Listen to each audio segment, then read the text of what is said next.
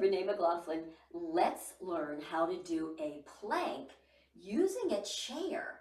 Wait till you see how this is so doable.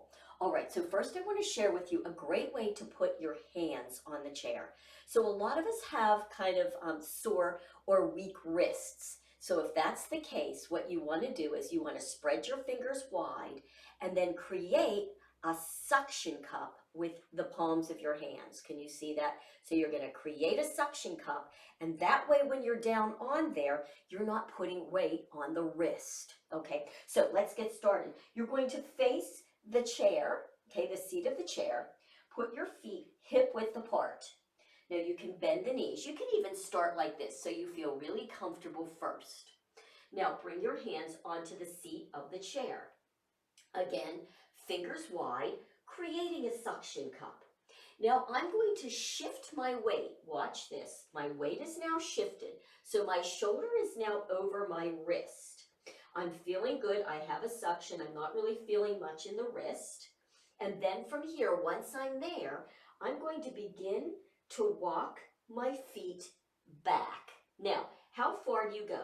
Can you see how my tail is up here? I want to go down so that when my shoulder's over my wrist, I'm going to drop my feet back a little bit more.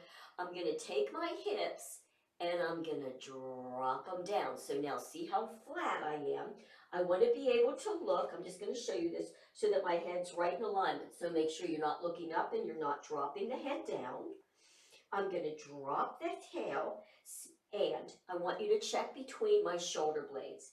Here's when you're sinking between the shoulder blades. You want to press the palm down into the ground so you feel really wide across the blades.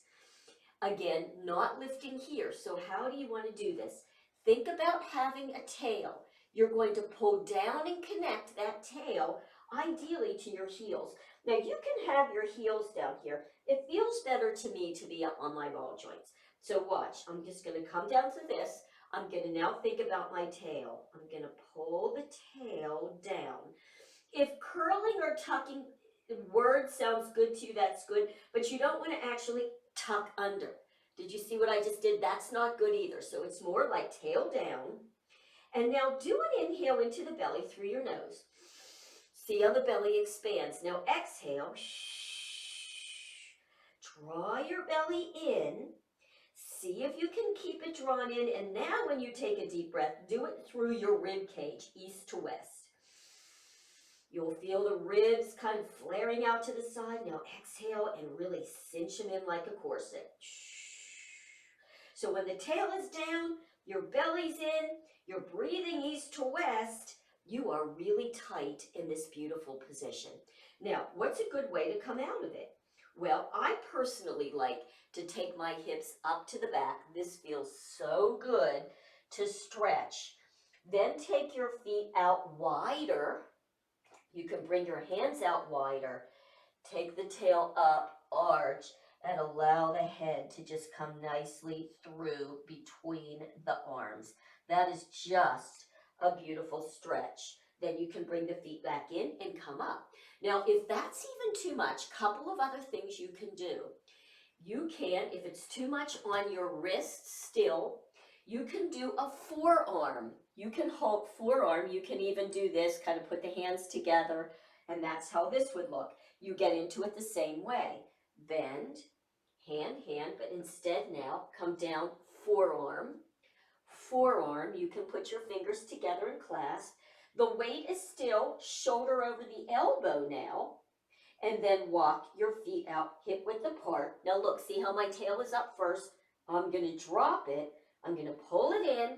Breathe into the belly. Exhale, pull the belly in, scoop it up. Now on my next inhale, through the rib cage. And make sure that you're not sinking down between your shoulder blades. You're lifting up. So this is a way you can do it without hurting your wrist. All right, here's one last place. Bring the leg back up, leg back up. Always do everything carefully. Next thing that you could do, if that's even too much, we still have another modification.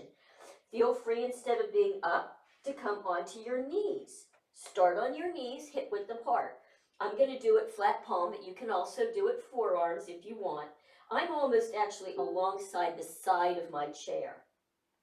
Now, wiggle your knees back so you're actually on the top of the legs above the knee, if you can get there. Excuse me. And sink the tail a bit and reach out through the shoulder blades. So you can even do it like this, and you're still getting some really good core support and upper back strength. Shift your hips back. You can go into a child's pose to come back out, hands, hands, and there you have it. So that's how you can use a chair to modify your plank.